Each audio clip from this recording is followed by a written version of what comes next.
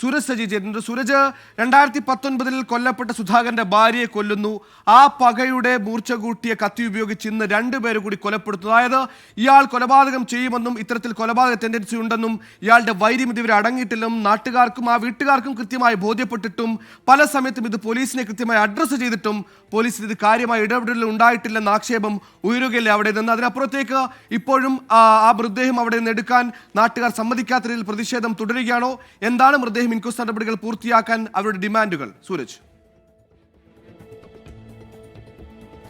സുഹേൽ, തീർച്ചയായും ഈ നാട്ടുകാരുടെ ഭാഗത്തു നിന്ന് വലിയ രീതിയിലുള്ള പ്രതിഷേധം ഉയരുന്നുണ്ട്. ഞാനിപ്പോൾ ഈ കൊലപാതകം നടന്ന മേഖലയിലാണുള്ളത്. സുധാകരന്റെ വീടാണ്. ആ ദൃശ്യങ്ങളിൽ കാണുന്ന ഓടിട്ട വീട്, അതുപോലെ തന്നെ അതിനോട് ചേർന്നുള്ള വീടും സുധാകരന്റെ വീടാണ്. ആ വീട്ടിൽ നിന്ന് സുധാകരൻ ആ ദൃശ്യങ്ങളിൽ കാണുന്ന സ്കൂട്ടറിൽ വരുന്നതിനിടയിലാണ് ഈ ഇടത്തുവശത്തെ വീട്ടിലുണ്ടായിരുന്ന പ്രതി വടിവാൾ ഉപയോഗിച്ചുകൊണ്ട് സുധാകരനെ വെട്ടുന്നത്. അങ്ങനെ ഈ സുധാകരന്റെ മാതാവ് ഈ ശബ്ദം കേട്ട് അങ്ങോട്ട് ഓടിയെത്തുന്നു. ആ സമയത്ത് മാതാവിനെയും വെട്ടി പരിക്കേൽപ്പിക്കുകയായിരുന്നു. പിന്നാലെ പ്രതി ആ പുറകിലേക്ക് കാണുന്ന പാടത്തേക്ക് ഓടി മറഞ്ഞു എന്നുള്ളതാണ് ഇതുമായി ബന്ധപ്പെട്ടുകൊണ്ട് നാട്ടുകാർ തന്നെ വിശദീകരിക്കുന്നത്. ഇതുമായി ബന്ധപ്പെട്ടുകൊണ്ട് പോലീസിന്റെ ഇൻക്വസ്റ്റ് നടപടികൾ അടക്കം നടക്കുകയും ചെയ്യുന്നുണ്ട്. ഇപ്പോൾ നമുക്ക് ദൃശ്യങ്ങളിലേക്ക് പോയാൽ ആളുകളെ എല്ലാം കാണാം. വലിയ ജനക്കൂട്ടം ഇവിടെ നിൽക്കുന്നു.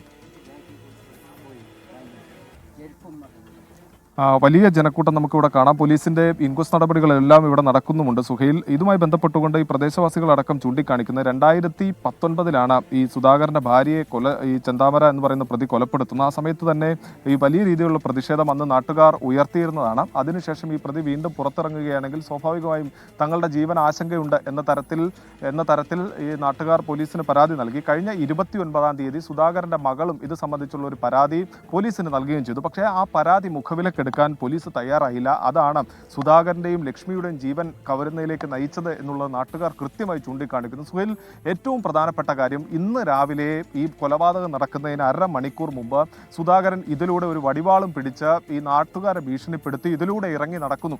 പക്ഷേ എന്തുകൊണ്ട് നമ്മുടെ പോലീസിന്റെ ഭാഗത്തു നിന്ന് ഒരു നടപടി ഉണ്ടായില്ല എന്നുള്ളതാണ് പ്രദേശവാസികൾ ഇത് സംബന്ധിച്ച് ചൂണ്ടിക്കാണിക്കുന്നത്. 29-ന് മകൾ തന്നെ ഔദ്യോഗികമായി രേഖാമൂലം പോലീസിന് പരാതി നൽകുന്നു. പക്ഷേ ആ പരാതിയിന്മേൽ ഒരു അന്വേഷണം നടത്താൻ പോലും പോലീസിന് കഴിഞ്ഞില്ല. അല്ലെങ്കിൽ ആ പ്രതിയെ സ്റ്റേഷനിലേക്ക് വിളിച്ചു വരുത്തി കാര്യങ്ങൾ ചോദിച്ചറിഞ്ഞ ശേഷം വിട്ടയക്കുകയും ചെയ്തു. പക്ഷേ ആ സമയത്തെല്ലാം തന്നെ സുധാകരന്റെ കുടുംബമാകട്ടെ, മകളാകട്ടെ, നാട്ടുകാരാകട്ടെ, ഇവരെല്ലാവരും പറയുന്നുണ്ട് സുധാകരൻ ഉറങ്ങാതെ ചില രാത്രികളിൽ ഈ ജനൽ തുറന്നിട്ട് ആരൊക്കെയാണ് പോകുന്നത്, ഓരോരുത്തരും ഏത് സമയത്ത് പുറത്തു പോകുന്നു, ഇതെല്ലാം നോക്കുന്നു, തങ്ങൾക്ക് നേരെ ഈ കത്തി ഉയർത്തി ഭീഷണിപ്പെടുത്തുന്നു. ഇതെല്ലാം ഇവർ പല തവണ പോലീസിനോട് പറഞ്ഞു. പക്ഷേ പോലീസ് ഇതൊന്നും മുഖവിലക്കെടുത്തില്ല എന്ന് മാത്രമല്ല ചെവിക്കൊള്ളുക പോലും ഉണ്ടായില്ല എന്നുള്ളതാണ് നാട്ടുകാർ ചൂണ്ടിക്കാണിക്കുന്നത്. അത് തന്നെയാണ് ഇവരുടെ ഭാഗത്ത് നിന്ന് വലിയ പ്രതിഷേധം ഉയരുന്നതിലേക്ക് നയിച്ചിരിക്കുന്നത്. അതിൽ അവർ പ്രധാനമായും ചൂണ്ടിക്കാണിക്കുന്നത് ഈ പ്രതിയെ പിടികൂടണം. അതാണ് ഇവരുടെ ഒന്നാമത്തെ. തീർച്ചയായും സൂരജ് പറഞ്ഞതുപോലെ ആദ്യം അമ്മയെ നഷ്ടപ്പെടുന്നു, പിന്നീട് അച്ഛനെയും അമ്മൂമ്മയും നഷ്ടപ്പെടുന്ന മകളുടെ നിസ്സഹായതയുടെ, നിരാശയുടെ വാക്കുകളാണ് നമ്മൾ കേട്ടത്. പലപ്പോഴായി ജാമ്യത്തിലിറങ്ങിയ 1.5 മാസത്തിനിടെ കൊലപാതകം നടത്തുമെന്ന രീതിയിൽ ഭീഷണി മുഴക്കിക്കൊണ്ടേയിരുന്ന ചെന്താമരയെ നിരവധി തവണ നാട്ടുകാരും കുടുംബവും പരാതി നൽകിയിട്ടും ഒന്ന് മോണിറ്റർ ചെയ്യാൻ പോലും സംവിധാനമൊരുക്കാത്ത പോലീസിന്റെ വീഴ്ചയിലാണ് പരക്കെ ആക്ഷേപങ്ങൾ. ഇപ്പോൾ നിഖിൽ പ്രമേഷ് കൂടി നമ്മോടൊപ്പം ചെയ്തു. നിഖിൽ, നേരത്തെ ഈ 2019 കൊലപാതകത്തിന് ശേഷം പ്രതിയെ പിടികൂടിയത് അതിനാടകീയമായിരുന്നു. വനത്തിനുള്ളിലേക്കൊക്കെ അടക്കം കയറി പോലീസ് സാഹസികമായി പ്രതിയെ പിടികൂടിയിരുന്നു. സമാനമായ രീതിയിൽ പ്രതി ഇപ്പോഴും അത്തരത്തിൽ വനത്തിലേക്കോ ഏതെങ്കിലും മലമുകളിലേക്കോ ഒളിവിൽ പോയെന്ന നിഗമനത്തിലാണോ പോലീസ് ഉള്ളത്? പ്രതിയുടെ ഒരു ഹിഡൻ സ്പോട്ട് ഇപ്പോഴെങ്കിലും ലൊക്കേറ്റ് ചെയ്യാൻ പറ്റിയിട്ടുണ്ടോ? പ്രതിയെക്കുറിച്ചുള്ള അന്വേഷണം അതെങ്ങനെ പുരോഗമിക്കുന്നു?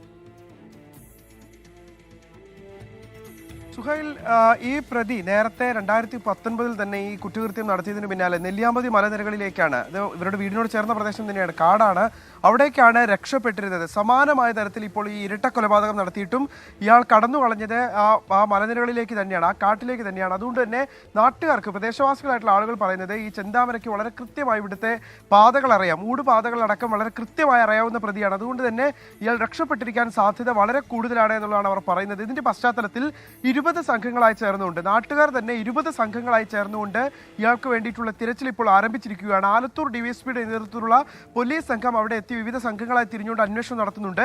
അതിനൊപ്പം തന്നെ സമാന്തരമായി തന്നെ നാട്ടുകാരും ഒരു തിരച്ചിൽ നടത്തുകയാണ്. നാട്ടുകാർക്ക് വലിയ വിരോധം, ദേഷ്യം ഈ പ്രതിയോടുണ്ട്. കാരണം ഇത്ര ക്രൂരമായിട്ടുള്ള, നിഷ്ഠൂരമായിട്ടുള്ള ഒരു കൊലപാതകം നടത്തിയ പ്രതി തീർച്ചയായും പിടിക്കപ്പെടണം, രക്ഷപ്പെടരുത് ഒരു കാരണവശാലും എന്നുള്ള ആവശ്യം മുൻനിർത്തിക്കൊണ്ട് അവർ 20 സംഘങ്ങളായി തിരിഞ്ഞുകൊണ്ട് വനത്തിനകത്ത് ഇപ്പോൾ തിരച്ചിൽ നടത്തിക്കൊണ്ടിരിക്കുകയാണ്.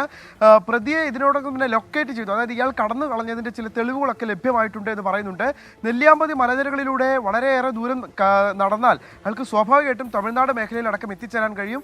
അങ്ങനെ എന്തായാലും അങ്ങനെ കടന്നു കളയാനുള്ള സമയം ഇതിനോടകം ആയിട്ടില്ല. അതുകൊണ്ട് തന്നെ വനത്തിനകത്ത് തന്നെ എവിടെയെങ്കിലും ഒളിച്ചിരിപ്പുണ്ടാകുമെന്നുള്ളൊരു സംശയമാണ് ഇപ്പോൾ പങ്കുവെച്ചുകൊണ്ടിരിക്കുന്നത്. എന്തായാലും ഇയാളെ കണ്ടെത്തുന്നതിന് വേണ്ടിയിട്ടുള്ള തിരച്ചിൽ ഇപ്പോൾ വളരെ ഊർജിതമായി നടക്കുന്നുണ്ട്. നമ്മളോട് സ്ഥലം MLA കെ ബാബുവിന് അല്പസമയം മുൻപ് പറഞ്ഞത് ഇയാൾക്ക് രക്ഷപ്പെടാൻ കഴിയില്ല, ആ തരത്തിലുള്ള കെണി അവിടുത്തെ നാട്ടുകാർ ഒരുക്കി കഴിഞ്ഞു, ആ തരത്തിൽ അദ്ദേഹത്തെ വളഞ്ഞിട്ടുണ്ട് നാട്ടുകാരെന്നാണ് കെ ബാബു MLA വ്യക്തമാക്കിയത്. ഇന്ന് തന്നെ പിടികൂടാൻ കഴിയും പ്രതിയെ എന്നുള്ളൊരു ശുഭാപ്തി വിശ്വാസം കൂടി അവർ പ്രകടിപ്പിക്കുന്നുണ്ട്. എന്തായാലും ഇയാൾക്ക് വേണ്ടിയുള്ള തിരച്ചിൽ വ്യാപകമാക്കിയിട്ടുണ്ട്. അതിന് എത്ര വൈകിയാലും ആ തിരച്ചിൽ തുടരുമെന്ന് തന്നെയാണ് പോലീസ് സംഘവും നാട്ടുകാരും അറിയിക്കുന്നത്. നാട്ടുകാരും ഇതൊരു പ്രത്യേക താല്പര്യത്തിൽ തന്നെയാണ് ഈ വിഷയം കാണുന്നത്. കാരണം ഒരു കുടുംബത്തെ ആകെ ഇല്ലാതാക്കിയ ഒരു പ്രതിയെ, അതായത് ദിവസങ്ങളോളം ഭീഷണി നടത്തിക്കൊണ്ട് മുന്നോട്ട് പോകുക, ജയിലിൽ നിന്ന് പരോളിന് വന്ന സമയത്തും കൊലപ്പെടുത്തുമെന്ന് കൃത്യമായി ഭീഷണിപ്പെടുത്തുക, ആ ഭീഷണി പരാതിയായി നൽകിയിട്ടും പോലീസ് വേണ്ട രീതിയിൽ അതിനെ പരിഗണിച്ചില്ല, ഗൗനിച്ചില്ല എന്നുള്ള പരാതിയാണ് അവർ ഉന്നയിക്കുന്നത്. എന്തായാലും വൈകുന്നേരത്തിന് മുൻപ് പ്രതിയെ പിടികൂടാൻ കഴിയുമെന്നുള്ള പ്രതീക്ഷയാണ് പോലീസും നാട്ടുകാരും എല്ലാം പങ്കുവെക്കുന്നത്. സുഹൈൽ, കൊന്നപാപം തീർക്കാൻ വനത്തിൽ അഭയം തേടി ഒളിവിൽ കഴിയാൻ സമ്മതിക്കില്ല നാട്ടുകാർ എന്ന് ഉറച്ച ദൃഢപ്രതിജ്ഞയിലാണ് പോലീസും നാട്ടുകാരും സംഘങ്ങളായി തിരിഞ്ഞ് ഇപ്പോൾ ഈ ചെന്താമരയ്ക്കുള്ള അന്വേഷണം വനത്തിനുള്ളിലേക്കടക്കം വ്യാപിപ്പിച്ചിരിക്കുകയാണ്.